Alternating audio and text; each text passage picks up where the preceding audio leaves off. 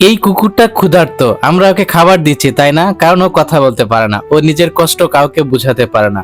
কিন্তু আজ আমি কথা বলছি একজন মানুষের জন্য, একজন যোদ্ধার জন্য, যার নাম হচ্ছে ওসমান হাদি। জুলাই আন্দোলনের সম্মুখ সারিতে বুক পেতে লড়েছিল যে মানুষটা, সেই আজকে গুলিবিদ্ধ। কয়েকজন এই কুকুরের মতন, পশুর মতন আচরণ করে তারা কি করলো, কোন একটা রাজনৈতিক, কোন একটা ধরেন ফায়দা, কোন একটা মানে এজেন্ডা বাস্তবায়ন করার জন্য তারা হচ্ছে তাকে হচ্ছে গুলি করলো। সেই পিস্তলটা কোথায়? সেটা হচ্ছে পুলিশদের ব্যবহার করা পিস্তল।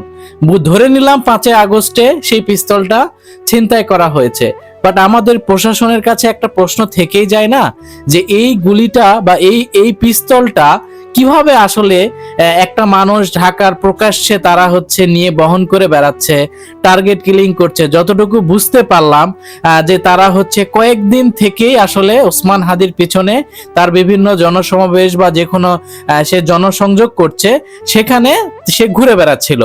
আসলে ব্যাপারটা বোঝার না, যে একটা মানে সন্ত্রাসী বলেন, একটা এরকম ধরনের একটা অকারেন্স করবে, তাকে কেন প্রশাসন চিহ্নিত করতে পারছে না? এই যদি প্রশাসনের অবস্থা হয়, আজকে হয়তোবা ওসমান হাদি গুলিবিদ্ধ হয়েছে, কালকে হয়তো আমার ফ্যামিলিকে নিয়ে আমি হয়তোবা আক্রান্ত হব, পরের দিন হয়তোবা আপনি। এভাবে যদি আমাদের যদি প্রশাসনিক যদি মানে শৃঙ্খলা যদি এরকম পর্যায়ে যায়, তাইলে আমি ধরেন রাস্তায় যদি রাতে 10টার দিকে কোথাও আমাকে আটকিয়ে দেয়, আর কোথাও ছিনতাইকারী যদি আমাকে আটকায়, তাইলে আমার জীবনের নিরাপত্তা কোথায়?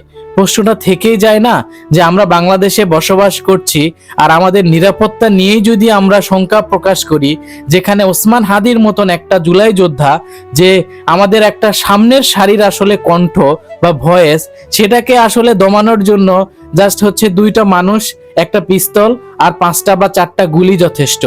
এই যদি হয় আমাদের অবস্থা, তাহলে আমাদের নিরাপত্তা ব্যবস্থা কোথায়? আমাদের সমাজের আসলে আমাদের নিরাপত্তা ব্যবস্থা কোথায়? আসলে এই প্রশ্নগুলো থেকেই যায়। তো আমার মনে হয় এখানে আসলে আমাদের পুরো দেশকে আসলে নাড়া দেওয়া উচিত, ঠিক যেভাবে 5 আগস্টের যেভাবে আমরা অন্যায়ের বিরুদ্ধে রুখে দাঁড়িয়েছিলাম।